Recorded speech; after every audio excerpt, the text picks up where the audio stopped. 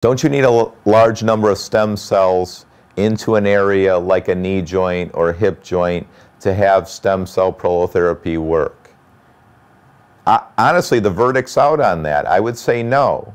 I would say no. You know, and you got to realize Dr. Hauser typically goes against the grain. You know, I'm like an underdog.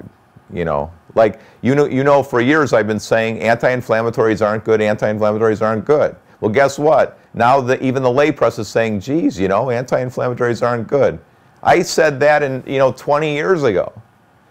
You know, and ice isn't good. Cortisone shots aren't good. I've been saying that, for 20 years. Well, guess what they're saying now? Geez, maybe cortisone does weaken tissue and cause articular cartilage problems. So now as it relates to stem cell prolotherapy and bone marrow prolotherapy, I'm saying that you can keep it simple. You don't have to do some complicated procedure that's very, very expensive, which ultimately leads to a lot of expense for the patient, by harvesting a whole bunch of cells. Because folks forget, stem cells are self-renewing cells. So in other words, stem cells can replicate themselves. They can make a lot of identical twins.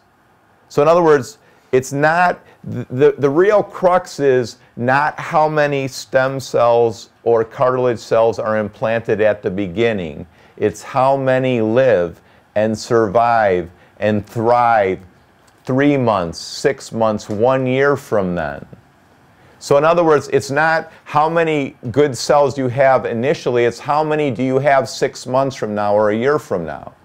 And I'm saying that if you take fresh bone marrow cells from like your tibia or your iliac crest or some area, and you inject them, and they're fresh, they're alive, they're healthy. You know they're fresh and alive because they're living in your bone marrow. They're living in your bone marrow. You're taking them out, and within a few seconds, you're injecting them in there. So you know they're completely healthy. And they're self-renewing cells.